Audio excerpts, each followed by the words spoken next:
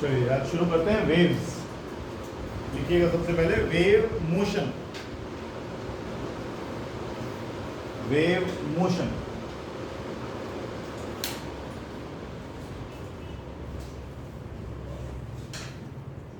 Wave motion, इसमें लिखो it is the disturbance. Wave exactly होती क्या है, हमने पहले भी इसके बारे में डिस्कस किया था। वेव के लिए अगर हम एक सिंपल वर्ड इस्तेमाल करें तो वेव एक डिस्टरबेंस है किसी भी मीडियम में। पानी में वेव्स बनी तो पानी, आइए गुड इवनिंग, आइए, पानी में वेव्स बनी, पानी में डिस्टरबेंस। अरे भाई लेट कैसे आ रहे हो, जल्दी आ जाए। तू भी मेरे साथ नीचे खड़ी हुई थी? अच्छा, तूने भी शुरू कर दिया ऐसे ही, नीचे ठंडी हवा खाएंगे। लिखो वेव मोशन क्या होता है। It is a disturbance which travels through a material medium.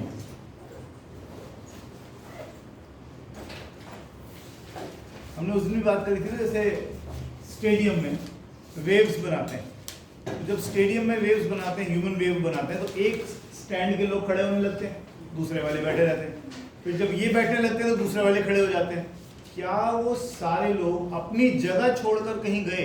नहीं, वो केवल अपनी ही जगह पर वाइब्रेट कर रहे हैं, ऑसिलेट कर रहे हैं, अप डाउन मोशन कर रहे हैं और कुछ नहीं कर रहे। ऐसे पानी में पार्टिकल डाल दो, उसमें मैंने आपको डिस्कस किया था, पानी में बॉल डाल दी तो बॉल पत्थर मार के वेव्स बना के बाहर नहीं निकलने वाली, क्योंकि अगर आप बॉल को डाल के पत्थर वेव्स बनाओगे उसके अंदर, पत्थर मार के या हाथ मार के उसके अंदर, तो पानी के जो बॉल है वो केवल अप डाउन मोशन करती रहेगी, अपनी जगह खड़ी हुई, आगे को नहीं जाएगी। इसका मतलब जब वेव ट्रेवल करती है, जब वेव बनती है, तो पार्टिकल ट्रांसफर नहीं करते, पार्टिकल ट्रांसफर नहीं करते। क्या ट्रांसफर हो रहा है फिर? केवल एनर्जी ट्रांसफर हो रही है, केवल एनर्जी ट्रांसफर हो रही है। लेकिन it is a disturbance. 7 minute late हैं आप। साइकिल कोई आईफोन, अच्छा नहीं, वो साइकिल बांधने वाला बीमार है। It is a disturbance which travels through a material medium due to repeated periodic vibrations, due to repeated periodic vibrations, due to repeated periodic vibrations of the particles of the medium, of the particles of the medium, of the particles of the medium, about their mean position, about their mean position, comma, disturbance being handed on, disturbance being handed on from one particle to the next, disturbance being handed on from one particle to the next.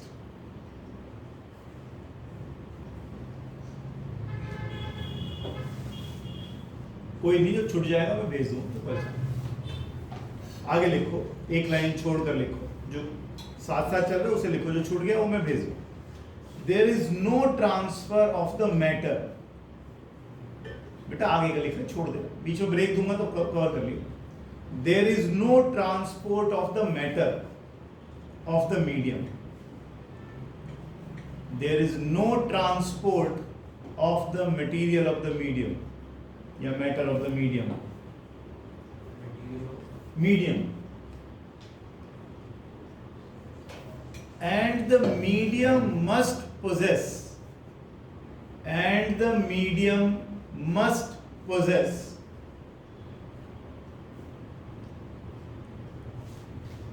the property of elasticity and inertia.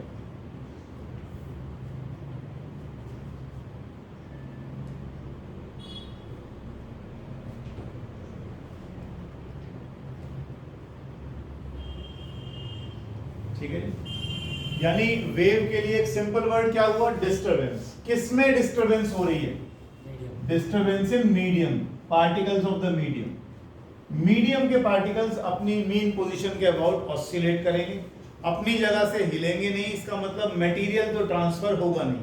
क्या transfer होगा, केवल energy transfer होगी, केवल energy transfer होगी। ठीक है, waves में ध्यान रखोगे, वेव एक डिस्टरबेंस है मीडियम में, और मीडियम की प्रॉपर्टी सबसे important, medium must possess the property of elasticity. अगर मीडियम इलास्टिक ही नहीं है तो एक बार डिस्टर्ब होने के बाद वापस कैसे जाएगा। इसका मतलब वेव्स पैदा करने के लिए मीडियम में इलास्टिसिटी का होना जरूरी है। अब देखो वेव्स जो है वो दो तरह की होती है, अगर इसके हिसाब से अभी हम कहें मीडियम के हिसाब से। एक वो होती हैं जिनको मीडियम चाहिए ट्रेवल करने के लिए, ठीक है ना, रिक्वायर्स मीडियम।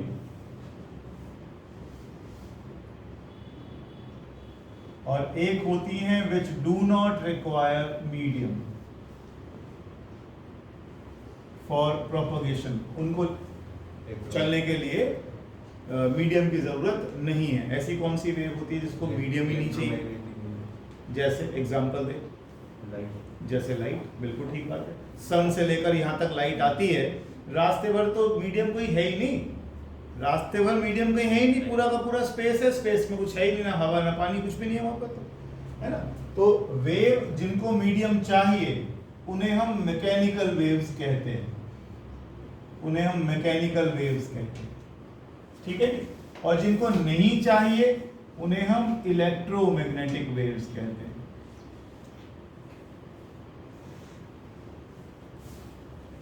और अगर मैं मैकेनिकल वेव्स का एग्जांपल लूं तो मैकेनिकल वेव्स का एग्जांपल आ जाता है रिपल्स, जो पानी में बनने वाली वेव्स होती हैं, ripples. Sound wave, sound wave बिना मीडियम के ट्रेवल नहीं करेगी, ऐसा आप कक्षा 7 से पढ़ते आ रहे हैं। आपको याद हो रहा हो, एक जार बना रहता था साइंस की किताबों में, उसमें एक घंटी रखी रहती थी, बेल। अब इलेक्ट्रिक बेल, उसमें क्या करते थे, उस जार में से हवा सारी खींच लेते थे, वैक्यूम पंप लगाया और सारी हवा उसमें से निकाल ली। फिर इलेक्ट्रिक तार, बिजली से उसको बेल को बजाया। जब बेल को बजाते थे तो आवाज आप तक पहुंचती ही नहीं, क्योंकि साउंड को ट्रेवल करने के लिए मीडियम चाहिए। मीडियम आपने गायब कर दिया, मीडियम है नहीं। अब मीडियम नहीं है तो साउंड ट्रेवल कैसे करेगी, नहीं कर पाएगी, है ना। और सितार, गिटार में इनको बोलते हैं stringed instruments. Waves produced in stringed instruments। String वाले इंस्ट्रूमेंट जितने भी होते हैं, सितार है, गिटार है, वीणा है, जो भी जितने भी है, सब में मैकेनिकल वेव्स पैदा होती है, ठीक है जी। और इलेक्ट्रोमैग्नेटिक वेव्स का सबसे सिंपल एग्जांपल इसमें बोल ही दिया। वैसे तो हम बहुत सारे हैं इसके अंदर स्पेक्ट्रम में पूरे के पूरे, लेकिन लाइट वेव्स की अगर हम बात करें तो इलेक्ट्रोमैग्नेटिक, एक्स रेज आ गई, गामा रेज आ गई, रेडियो वेव्स आ गई, ये सारी ही इलेक्ट्रोमैग्नेटिक वेव्स हैं। मून पर जाते हैं तो मान लो मून पर जाते हैं, दो आदमियों को बात करना है आपस में, तो वहाँ एयर तो है नहीं, एयर नहीं है तो ट्रेवल, तो बात कैसे करोगे, आपकी आवाज़ दूसरे तक कैसे पहुँचेगी, तो वहाँ पर हम रेडियो वेव्स का इस्तेमाल करते हैं। तो वहाँ रेडियो वेव्स का इस्तेमाल करते हैं, एक दूसरे से बात करते हैं, क्योंकि रेडियो वेव्स को ट्रेवल करने के लिए मीडियम की ज़रूरत नहीं पड़ती, सिर्फ इलेक्ट्रोमैग्नेटिक, ठीक है। इलेक्ट्रोमैग्नेटिक वेव्स का पूरा चैप्टर है अगले साल आपका 12वीं क्लास में, आप तो उम्मीद भी है पहुँच भी जाओगे, तो शॉर्टकट कर देंगे। लिखें अभी, types of transverse wave, sorry types of wave motion, ये बना लिया, बना इसे पूरा कर लिखिए। इसमें the mechanical waves can be divided into two categories. The mechanical waves can be divided into two categories.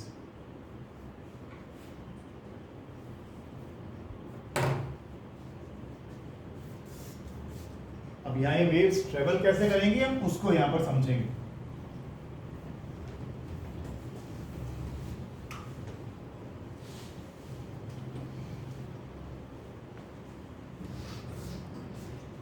देखो, एक होती है ट्रांसवर्स वेव्स।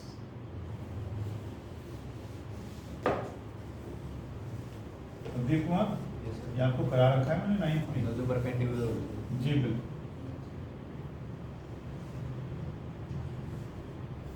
एक होती है लॉन्गिट्यूडनल वेव, एक होती है ट्रांसवर्स वेव्स, एक होती है लॉन्गिट्यूडनल। ट्रांसवर्स का मतलब ही परपेंडिकुलर होता है। वेव तो ऐसे जा रही है और जो मीडियम के पार्टिकल्स है ना, they are vibrating up and down. Motion of the particles is perpendicular to direction of wave. लिख लीजिएगा जल्दी से और इसको आज पढ़ेंगे डिटेल में।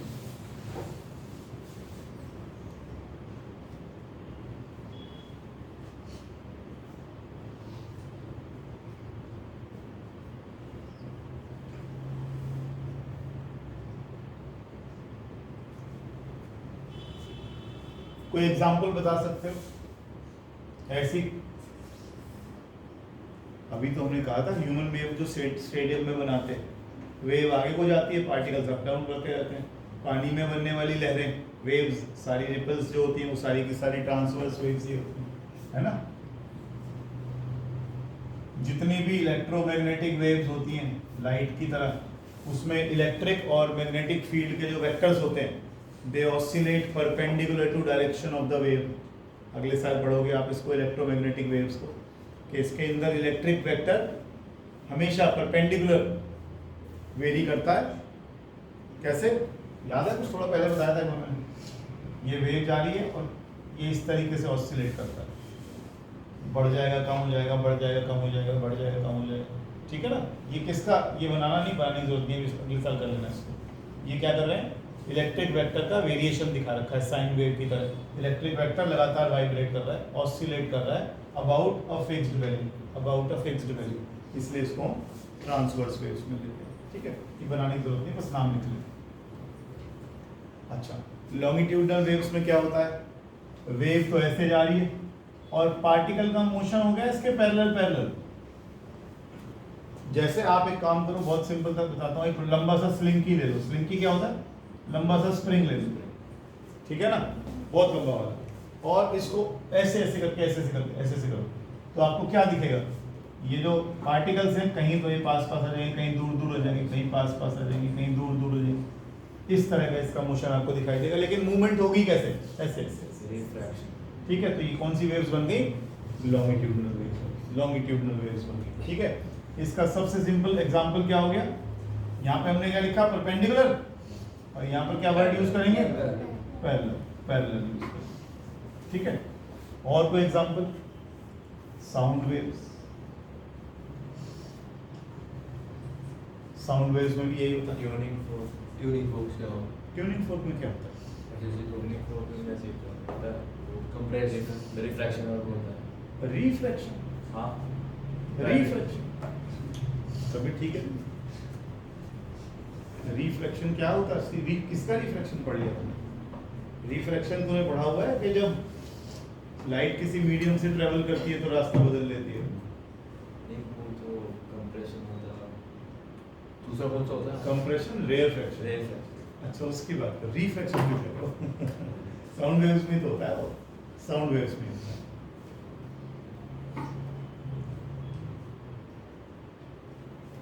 ये स्लिंकी वाला डायग्राम बना दे। इसको क्या दिक्कत है? अब वैसे तो हम डिटेल में इसको करने ही जा रहे हैं। ट्रांसवर्स वेव्स के अंदर कभी भी आप देखोगे तो ऐसे ऐसे ऐसे ऐसे ऐसे बनेगी। तो इसमें क्रेस्ट्स एंड ट्रफ्स आर फॉर्म। इसमें क्रेस्ट और ट्रफ बनेंगे, और दूसरे वाले में कंप्रेशंस एंड रेयरफैक्शंस आर फॉर्म। अभी हम डिटेल में कर रहे हैं इसको, चिंता ना करो। कंप्रेशन से रेयरफैक्शन, कंप्रेशन होते हैं जहां पार्ट, ये देखो, ये रहा डायग्राम। ये नॉर्मल डेंसिटी है सबकी, नॉर्मल डेंसिटी है। जब आपने इसको ऐसे ऐसे करके प्रेस किया तो एक यहाँ पर स्लिंक की गई जो टर्न्स हैं पास आ गए, तो density is more than normal, इसे कहते हैं कंप्रेशन। यहाँ डेंसिटी भी बढ़ जाएगी, प्रेशर भी बढ़ जाएगा। यहाँ देखो ज्यादा नहीं खुल गया पहले से, इसे कहते हैं रेयरफैक्शन। यहाँ डेंसिटी नॉर्मल से भी कम है और प्रेशर भी नॉर्मल से कम है, फिर प्रेशर बढ़ गया, फिर डेंसिटी बढ़ गई, फिर नॉन प्रेशर डेंसिटी कम हो गई, कंप्रेशंस और रेयरफेक्शंस बनते जा रहे हैं। इसे कहते हैं रेयरफेक्शन, इसे कहते हैं कंप्रेशन। Rarefaction, compression. इसमें क्या होगा, कुछ पार्टिकल्स मीडियम से, जो इनकी मीन पोजीशन है, पार्टिकल्स की जो मीन पोजीशन है, कुछ पार्टिकल्स मीन पोजीशन से ऊपर नजर आएंगे आपको, कुछ पार्टिकल मीन पोजीशन से नीचे दबे हुए नजर आएंगे, कुछ पार्टिकल ऊपर उठे हुए। तो ये जो हिस्सा आ गया, ये आ गया क्रेस्ट, ये आ गया ट्रफ, ये आ गया क्रेस्ट, ये आ गया। ठीक है, लिखो, हेडिंग डालिएगा। अब जो हम डिटेल में करने जा रहे हैं, propagation of transverse waves, propagation of transverse waves. कि ट्रांसवर्स वेव्स असल में ये जो आप क्रेस्ट ट्रफ बोल रहे हो, बन कैसे रही? Propagation of transverse waves.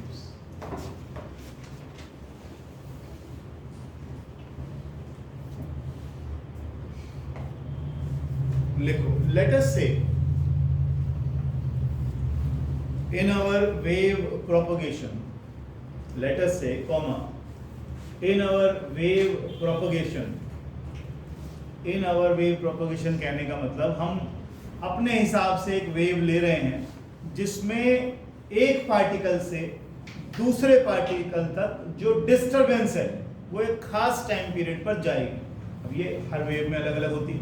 एक पार्टिकल हिला, दूसरा पार्टिकल कितनी देर बाद हिलेगा ये कोई मान थोड़ी सकते हो, आपके इतने टाइम के बाद हिलेगा, कभी भी हो सकता है ना।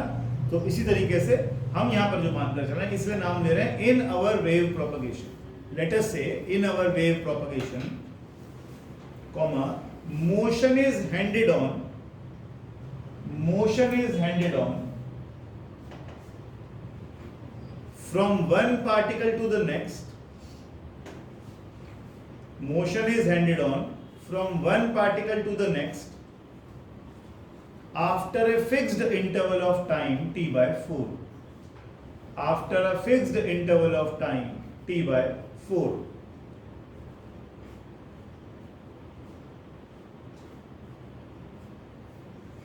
where capital T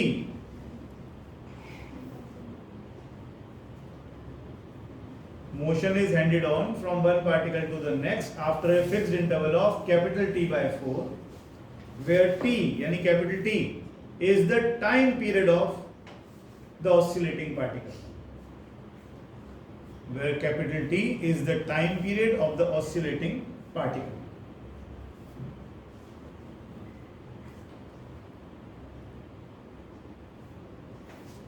ठीक है। Now let us consider 5 consecutive particles of the medium.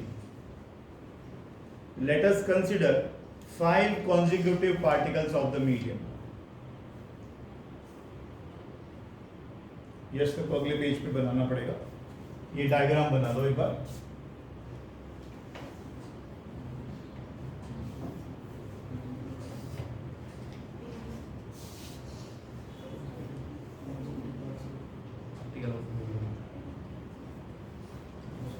पूरा लिखा हुआ है।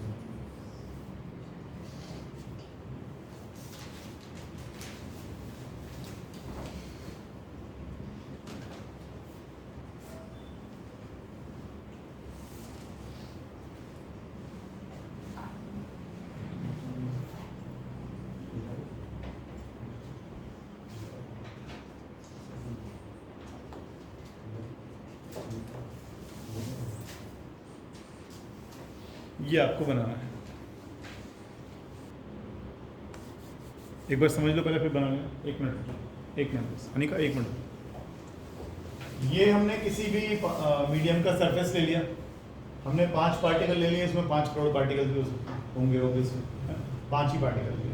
हमने क्या बोला कि एक पार्टिकल से दूसरे पार्टिकल तक डिस्टर्बेंस जाएगी t/4 सेकेंड में, और कैपिटल T क्या है? एक ऑसिलेशन का टाइम पीरियड। एक ऑसिलेशन कैसे होगी? देखो ये 1 चला, यहाँ से चलेगा t/4 वापस आ गया, जहाँ चला वहां से वापस आ गया। एक ऑसिलेशन पूरी हो गई तो t/4 को 4 बार मल्टीप्लाई करोगे तो ऑब्वियसली t आ गया, है ना। अब देखो बहुत ही आसान है, कुछ है ही नहीं इसमें। t/4 के बाद ये वाला पार्टिकल कहाँ जाएगा? ये जो डार्क लाइन है ये इसकी मीन पोजीशन है, ये जो डार्क वाली लाइन है ये इसकी सभी की मीन पोजीशन है। और ये वाली कौन सी पोजीशन? एक्सट्रीम पोजीशन है। ये वाली कौन सी पोजीशन? Extreme position. अब सिर्फ इस पे नजर डालो, T/4 के बाद ये पार्टिकल तो कूद कर कहाँ आ जाएगा, अपनी एक्सट्रीम पर आ जाएगा, लेकिन जब ये यहाँ पर आएगा तो T/4 के बाद ये दूसरे पार्टिकल को डिस्टर्ब कर देगा। हमने बोला है, हमने बात मानकर चले हम शुरुआत से कि मान लो, लेटर से मान लो कि पार्टिकल, एक पार्टिकल दूसरे पार्टिकल तक डिस्टरबेंस T/4 के बाद देगा, तो हमारा ये वाला पार्टिकल T/4 के बाद डिस्टर्ब हो गया। इन पे कोई फर्क पड़ा नहीं, इन पे कोई फर्क पड़ा नहीं, इन पे कोई फर्क पड़ा नहीं। अब अगले T/4 के बाद ये एक्सट्रीम वाला फिर मीन पे आ जाएगा, ये देखो आ गया, ये मीन वाला एक्सट्रीम पे पहुंच गया, और अब ये तीसरा वाला डिस्टर्ब हो गया, ये नीचे को जाने लगा। नीचे कोई खींचा था ना इसको शुरू में, नीचे से खींच रहा है, नीचे को, ठीक है। अगले T/4 के बाद ये कहाँ जाएगा, और ऊपर, ये पहुंच गया ऊपर, ये नीचे से कहाँ पहुंच गया, बीच में, ये ऊपर से कहाँ पहुंच गया, नीचे, ये पहुंच गया, और ये चौथे वाले को डिस्टरबेंस मिली, और पांचवा ऐसे पड़ा, लास्ट स्टेज आ गई। ये 1 वाला यहाँ आ चुका है, अपनी एक ऑसिलेशन पूरी करके यहाँ आ चुका है ना। जो सेकंड नंबर वाला है वो यहाँ से यहाँ पहुंच गया, ऐसे ही थर्ड वाला यहाँ पहुंच गया, फोर्थ वाला यहाँ पहुंच गया, फिफ्थ वाला अब शुरू हुआ है चलेगा, डिस्टरबेंस यहाँ तक पहुंची है। एक चीज देख रहे हो, मान लो इसके अंदर बहुत सारे पार्टिकल्स होते तो यहाँ से लेकर यहाँ तक क्या सारे पार्टिकल अपनी मीन पोजीशन से ऊपर नहीं आ गए, है ना, और यहाँ से लेकर यहाँ तक के सारे पार्टिकल अपनी मीन पोजीशन से नीचे चले गए, तो ये पूरा हिस्सा आ गया क्रेस्ट, ये पूरा हिस्सा आ गया ट्रफ। इसीलिए हम कह रहे थे ट्रांसवर्स वेव्स में क्रेस्ट और ट्रफ बनते हैं, क्रेस्ट और ट्रफ बनते हैं। हमने तो 5 ही पार्टिकल एक करा ना, आप इसमें 5 करोड़ पार्टिकल्स डाल दो, आपको कितने बहुत सारे पार्टिकल्स होते हैं इसके अंदर, समझ रहे हो बात को, लिखो। वेवलेंथ क्या होती है, wavelength is the distance between any two particles of the medium which are vibrating in same phase. इसमें कौन कौन से दो पार्टिकल आपको सेम फेज में दिख रहे हैं, 1 और 3। 1 और 3 की अगर तू बात करेगा, 1 और 3 की बात करेगा, दोनों मीन पोजीशन पे खड़े हुए हैं, लेकिन एक को ऊपर जाना है और एक को नीचे जाना है, सेम फेज में कहाँ हुए। ऐसे पार्टिकल्स ढूंढो जिनकी स्टेट ऑफ मोशन बिल्कुल एक जैसी है। 1 और 5 भाई, 1 और 5 कैसी बात कर रहे हो, देखो 1 और 5, अब 1 कहाँ जाएगा है, 5 कहाँ जा रहा है नीचे, दोनों कहाँ खड़े हैं मीन पोजीशन पर। तो कोई भी ऐसे दो पार्टिकल्स ढूंढ लो जो सेम फेज में वाइब्रेट कर रहे हैं, इनके बीच का डिस्टेंस हमेशा वेवलेंथ कहलाएगा। नीचे जाएंगे, दोनों एक ही जगह खड़े हैं, तो फिर सारी चीज बताओ ना। थीटा और टी हमने फेज जब डिफाइन किया था तो थीटा और टी दो चीज दिए थे, दोनों सेम जगह होने भी तो चाहिए। दोनों सेम जगह कहाँ है, एक एक्सट्रीम पर बैठा है और एक मीन पर बैठा है।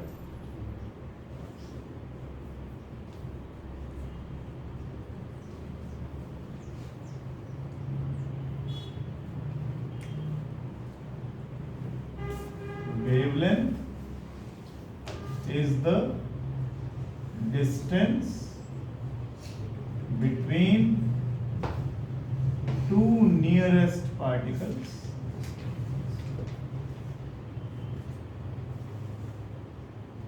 which are vibrating in same phase। थोड़ा सा जल्दी करो।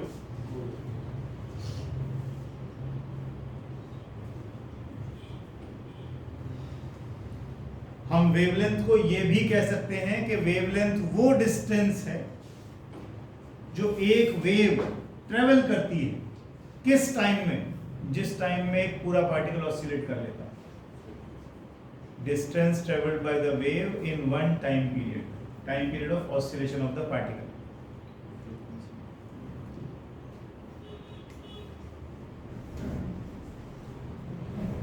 जितनी देर में मीडियम का एक पार्टिकल अपनी ऑसिलेशन पूरी करेगा, उतने टाइम में वेव कितनी दूर चली जाएगी, उस डिस्टेंस को वेवलेंथ कहते हैं। मानवी क्या बोला मैं, देखो मतलब एक ही चीज काम करती है, या तो आंखें काम करेंगी तो कान नहीं करेंगे, और कान करते हैं तो फिर आंखें नहीं करती। ये भी अच्छा सिस्टम है। पूरी एनर्जी के साथ, या तो आंखों से देखते ही हैं या सुनते ही हैं। बोर्ड देखते वक्त सुनते नहीं, प्यारे बच्चे। आजकल शारदा वाले बड़े एडमिशन के लिए आ रहे हैं इस टाइम, क्या समझ में आएगा? अभी फिर 2 बच्चे आए, इससे पहले एक को मना किया मैंने भी, हाँ बहुत बुरी हालत है, चैप्टर के नाम भी नहीं पता थे उसको। जिस चैप्टर के नाम पता होगा उसको हो जाएगा। कैसी बात कर रहा? उस दिन कह रहा एक आया हुआ था, sorry.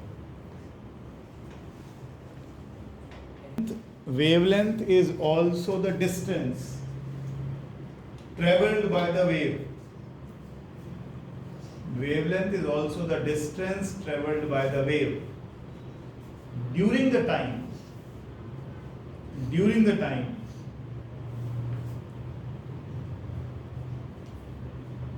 one particle of the medium completes one oscillation completes one oscillation.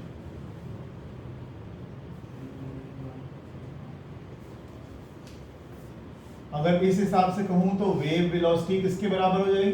Velocity का फॉर्मूला क्या होता है? डिस्टेंस अपॉन टाइम, ऐसे कह लो, या डिस्प्लेसमेंट अपॉन टाइम, कुछ भी कह लो, स्ट्रेट लाइन में जा रहे हो। कितना डिस्टेंस ट्रेवल किया वेव ने? लैम्डा। कितने टाइम में करा? कैपिटल T/4 में नहीं, T/4 में तो पार्टिकल ने 1/4 ऑसिलेशन ही करी थी। ध्यान से सुन, फिर दोबारा कंफ्यूजन हो इसका मतलब। देख इधर, पार्टिकल एक ऑसिलेशन का पूरी करेगा, यूं गया, देख अब तो मैं डायग्राम को छेड़ सकता हूं। ये कर दिया, ये चला गया, फिर ऊपर चला गया, फिर नीचे आ गया, ये एक ऑसिलेशन ये हुई ना, T/4 T/4 T/4 T/4 मतलब एक नीचे आ गया। T/4 हुआ जब उसने केवल 1/4 ऑसिलेशन पूरी करी, T/4। तो लैम्डा बाई टी 1/t किसका फॉर्मूला होता है?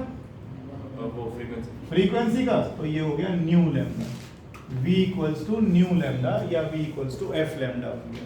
1/t को हमने क्या लिख दिया? फ्रीक्वेंसी लिख दिया। इनका लिखो या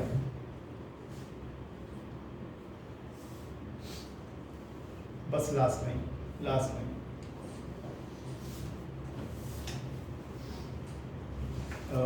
crests and troughs are formed in transverse wave motion. TWM लिख दिया करो।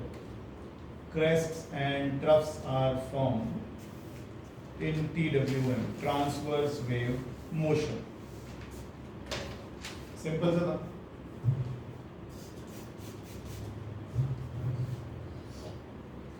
ट्रांसवर्स वेव मोशन आपका पूरा हुआ। अब लिखिएगा longitudinal wave motion. Longitudinal wave motion. देखो तुमने 9th क्लास में पढ़ा था ये चीज, क्या जो तो अभी ट्यूनिंग फोर्क के बारे में कह रहा था ना, ये ट्यूनिंग फोर्क आ गया, यहाँ पर ये एयर की लेयर्स आ गई, नॉर्मल एयर की लेयर्स आ गई। अब कान में खुले रखिएगा। और हमने रबर के पैड पे इसको ऐसे मारा तो ट्यूनिंग फोर्क वाइब्रेट करने लगा। अब जब ये ट्यूनिंग फोर्क वाइब्रेट करेगा तो एक बार तो इसके जो ये प्रॉन्ग्स हैं, ये जो इसके ये आर्म्स हैं, ये बाहर में जाएंगे, अंदर जाएंगे, ऐसे वाइब्रेट करेंगे। जब ये वाइब्रेट करेंगी ऐसे, तो ये क्या करेंगी? आसपास की इसकी एयर की लेयर्स को दबा देंगी ऐसे, है ना, जो इसके पास हैं। बाकी सब नॉर्मल पड़ी रहेंगी ऐसे, होगा ऐसे। अब इसमें ऐसे करके पुश, ऐसे करके एनर्जी आगे को भेज दी, ऐसे करके पुश कर दिया इसको। पुश कर दिया तो ये जो एनर्जी है किधर ट्रेवल करेगी? आगे की तरफ जाएगी, फिर अगली बार क्या होगा? ये जो इसके प्रॉन्ग्स हैं ये अंदर को आएंगे तो नॉर्मल से भी ज्यादा जगह होगी, तो यहाँ पर क्या होगा? ये ज्यादा गैप हो जाएगा। लेकिन तब तक ये जो कंप्रेशन था ये आगे ट्रेवल कर चुका है, ये बाकी एयर की लेयर्स नॉर्मल हो। तो ये हो गया रेयरफेक्शन, ये हो गया कंप्रेशन। रेयरफेक्शन क्या हो गया? जहां पर एयर की लेयर्स नॉर्मल से भी ज्यादा लूज पड़ी हुई है, दूर है। और कंप्रेशन क्या हो गया? जहां पास है, जहां कंप्रेशन पे प्रेशर भी बढ़ गया और डेंसिटी भी बढ़ गई। ऊपर अगर आप ध्यान से देखो, t = 0 पर पार्टिकल नंबर 1 डिस्टर्ब हो, t = 2/4 के बाद, t/4 के बाद ये पार्टिकल अपने कहां पहुंच गया? एक्सट्रीम पे पहुंच गया। और जब ये एक्सट्रीम पर पहुंच गया तो अपने पड़ोस वाले को इसने धक्का मार दिया। हम ये बात मानकर चल रहे हैं कि डिस्टरबेंस एक पार्टिकल से दूसरे पार्टिकल तक t/4 के बाद पहुंचेगी। तो जब ये वाला पार्टिकल t/4 के बाद अपनी एक्सट्रीम पर पहुंचा तो इसने अगले वाले को डिस्टर्ब कर दिया। जब ये अपनी एक्सट्रीम पर पहुंचा तो इसने अगले को डिस्टर्ब कर दिया। ऐसे ही ये एक्सट्रीम पर पहुंचा, इसने इसको डिस्टर्ब किया, ये एक्सट्रीम पर पहुंचा, इसने इसको डिस्टर्ब किया। ठीक है, t/4 के बाद होता जा रहा है। और इस पार्टिकल को आप देख ही सकते हो, t/4 के बाद एक्सट्रीम पे, फिर t/4 के बाद मीन पे, फिर t/4 के बाद दूसरी एक्सट्रीम पे, फिर t/4 के बाद दोबारा यहाँ तो अपनी ऑसिलेशन पूरी कर गया। लेकिन एक चीज गौर करो, नॉर्मली दो पार्टिकल्स के बीच में अगर मैं देखूं, दो ये अगर मैं दो देखूं, एक गैप, दो गैप और तीन गैप, बीच में गैप थे। लेकिन अगर आप पार्टिकल को यहाँ देखते हो तो इनके बीच का गैप कम नहीं होंगे, एक और एक, दो ही है गैप। तो यहाँ पर पार्टिकल्स नॉर्मल से भी नजदीक आ गए, तो ये कंप्रेशन बन गया। यहाँ पर कंप्रेशन बन गया। जरा यहाँ देखो इन पार्टिकल्स को, यहाँ रेयरफेक्शन बन गया। यही हम समझाने की कोशिश कर रहे हैं कि यहाँ पर तो बन गया कंप्रेशन और यहाँ बन गया रेयरफेक्शन। जैसे उसमें क्रेस्ट और ट्रफ बन रहे थे वैसे इसमें कंप्रेशंस और रेयरफेक्शंस बनेंगे। कंप्रेशन में पार्टिकल नॉर्मल से भी ज्यादा पास आ जाएंगे और रेयरफेक्शन में नॉर्मल से भी ज्यादा दूर हो जाएंगे। ठीक है, और दो कंप्रेशंस के बीच में अगर आप डिस्टेंस लेते हो तो दो कंप्रेशंस के बीच का डिस्टेंस वेवलेंथ, या दो कॉन्जिक्यूटिव रेयरफेक्शंस के बीच का डिस्टेंस वेवलेंथ। हाँ, क्या कहते हैं, दो क्रेस्ट के बीच में या दो ट्रफ के बीच में, यहाँ कंप्रेशन लिखिए, इसमें लिख लीजिएगा कंप्रेशंस और रेयरफेक्शंस के बारे में। वेलोसिटी का फॉर्मूला तो वही है, v = न्यू लैम्डा, उसमें कोई फर्क नहीं आएगा। जहां पर कंप्रेशन होगा वहां क्या क्या बढ़ जाएगा शिवाय? नहीं बोलने दे, कुछ घूमोगे तो बुलवा दे। हाँ जी, हाँ, कंप्रेशन जहां होगा वहां क्या क्या बढ़ जाएगा? मैं गारंटी दे सकता हूँ, सबने सुना है। इवन ठाकुर साहब बताओ, ठाकुर साहब। पार्टिकल के अंदर डिस्टेंस है वो ज्यादा हो जाए। नहीं, कंप्रेशन की बात, कंप्रेशन क्या बढ़ जाएगा?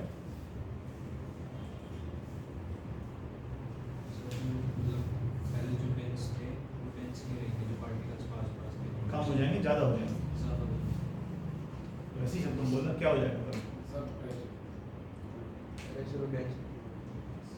अरे चश्मा कहाँ है? अच्छा, प्रेशर और डेंसिटी कंप्रेशन में बढ़ जाता है। ठीक है, इसको लिख लो, तुम याद तो रखने पाओगे, भूल जाओगे। जब कंप्रेशन होता है, जहां पर भी कंप्रेशन होता है, प्रेशर और density are more than normal, और रेयरफेक्शन में लेस। C1T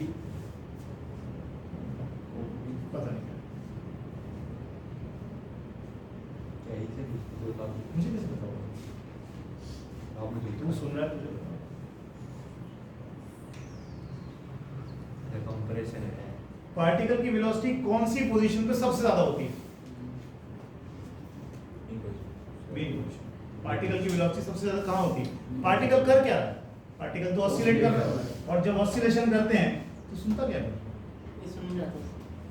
पार्टिकल जब ऑसिलेट करता है, या पेंडुलम की बात करो तो पेंडुलम की वेलोसिटी सबसे ज्यादा कहाँ होती थी? मेन। पार्टिकल भी तो ऑसिलेट ही कर रहा है, ये पार्टिकल भी तो ऑसिलेट ही कर रहा है। ऑसिलेट करेगा तो सबसे तेजी से कहाँ से निकलेगा? मीन से निकलेगा, तो मीन पे सबसे तेज होगी और एक्सट्रीम पे सबसे कम। चलो लिखो, हार्ड सर इधर वेव है कि ऑसिलेशन हार्ड है? क्या कह रहे? दोनों से हार्ड हो।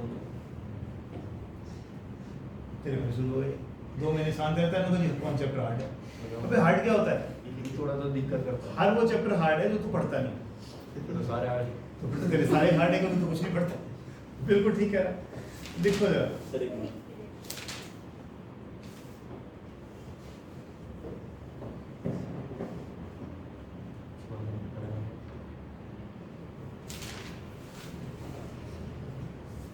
नोट करके लिखो। There is a constant phase difference.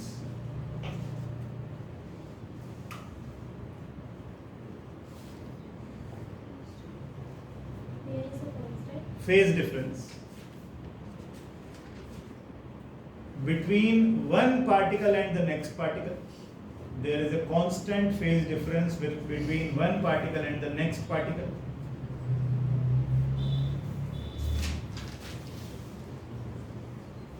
That is, motion is handed on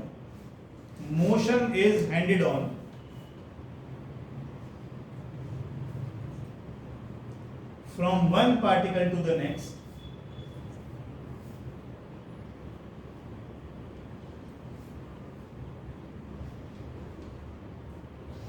in a fixed interval of time, after a fixed interval of time.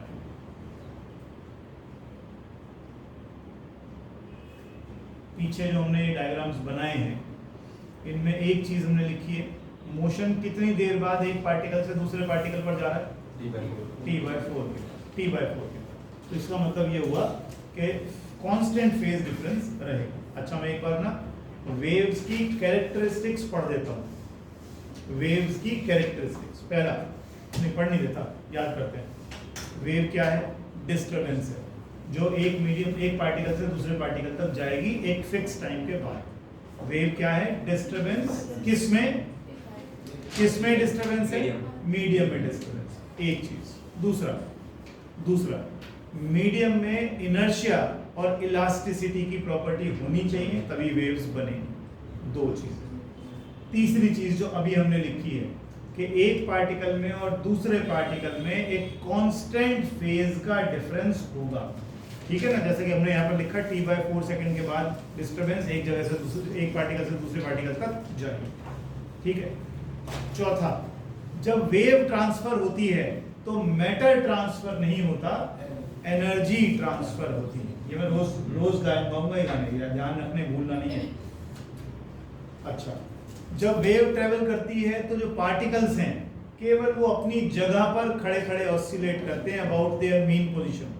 Particles की वेलोसिटी सबसे ज्यादा होती है मीन पर, और एक्सट्रीम पर वेलोसिटी कम हो जाती है, जीरो हो जाती है। ठीक है। अच्छा, वेलोसिटी का फॉर्मूला, वेव की वेलोसिटी का फॉर्मूला वो लिखा सामने, v equals to nu lambda. बस ठीक है, और कुछ नहीं करना। एक बार बोलिए क्या क्या बोला मैंने? यश तो बोलिए क्या क्या बोला? वेव्स अपनी जगह पे ऑसिलेट, वेव्स अपनी जगह पे ऑसिलेट। साउंड वेव कौन सी वेव हुई आपके हिसाब से? देखो तो जो हमने अब तक पढ़ लिया उसके हिसाब से longitudinal waves. Sound waves are longitudinal, लिख लेना नहीं पर। Sound waves are longitudinal waves.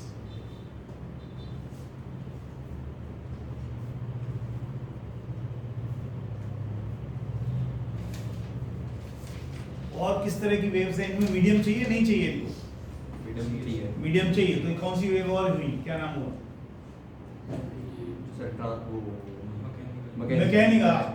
Mechanical waves. They are also called mechanical waves as they need medium to travel, propagate.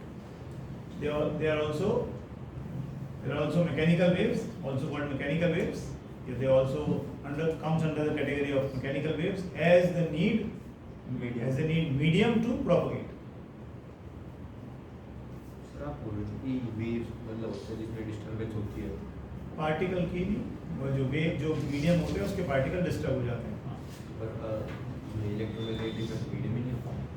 अब मीडियम नहीं होता तो उसमें डिस्टर्बेंस किस में हुई? इलेक्ट्रिक फील्ड, जो नॉर्मल इलेक्ट्रिक फील्ड और मैग्नेटिक फील्ड की वैल्यूज उस जगह थी, वो लगातार सिनुसॉइडली वेरी करती हैं, लाइक अ साइन वेव, वो वेरी करती हैं, कहीं ज़्यादा होती हैं और कहीं कम होती हैं। तो जहाँ ज़्यादा होती हैं उसे हम कहते हैं क्रेस्ट बन गया, जहाँ कम होती है, नॉर्मल से कम वैल्यू होती है, उसे हम कहते हैं ट्रफ बन गया।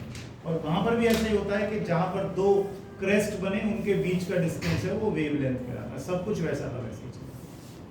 आगे लिखे टाइप्स ऑफ साउंड वेव्स।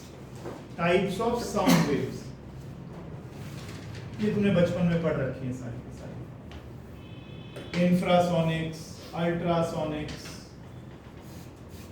किस रेंज तक तो सुन सकता है नवदीप सिंह? 20,000 हर्ट्ज तक सुन सकता है।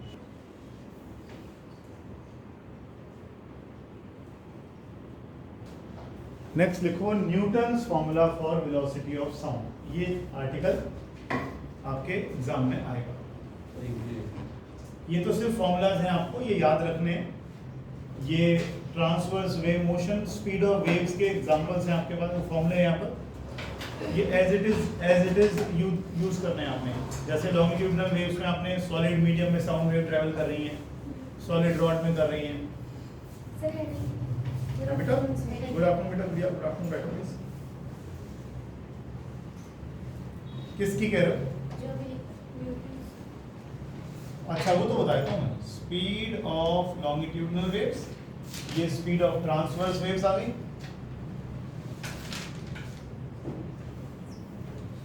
और अगला जो आर्टिकल आएगा वो है Newton's formula for velocity of sound in gases. Newton's formula for velocity of sound in gases.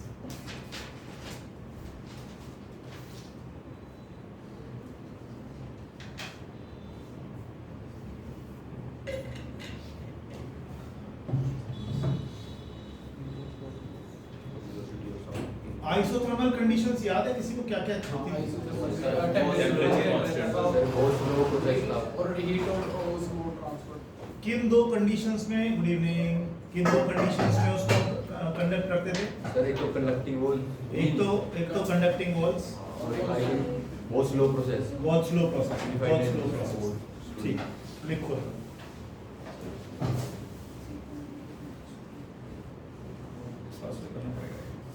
देखो, Newton from theoretical considerations, Newton from theoretical considerations found that Newton from theoretical considerations found that speed of sound in a medium, speed of sound in a medium, sir एक बार उसके heading बता दें। Newton's formula for velocity of sound in gases, ये heading, Newton's formula for velocity of sound in gases। Clear? आगे बोलो। Newton from theoretical considerations found that velocity of sound in a medium should be equal to, velocity of sound in a medium should be equal to, found that ये बोल रहे हैं रो।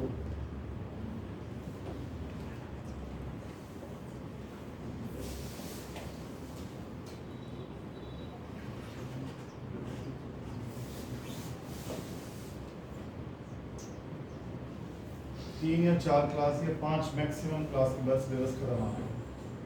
Serious बोलो sir. लिखें आगे। Sir equal to की बात ये कर कोएफिशिएंट ऑफ लेस वेलोसिटी हो गई E बाय रो के इक्वल, और E कोएफिशिएंट ऑफ इलास्टिसिटी है जो तूने कई तरह के पढ़े थे, यंग्स मॉडुलस, बल्क मॉडुलस, है ना, शियर मॉडुलस, बहुत सारे थे। तो ये उसमें से कोई सा एक आएगा जिसकी हम मीडियम की बात करेंगे। लिखो। इन केस ऑफ गैसेस, ये ध्यान रखिएगा, ये न्यूटन्स फॉर्मूला केवल गैसेस के लिए हम निकाल रहे हैं। गैसेस ओनली गैसेस, ठीक है जी। और गैस में जो बल्क मॉडुलस होता है, वायर में तो कौन सा होता है?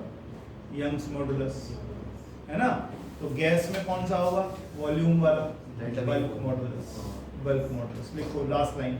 इन केस ऑफ गैसेस लिखिए गए। अच्छा sorry, elasticity is only bulk modulus of elasticity. Elasticity is only bulk modulus of elasticity. Therefore, for gases,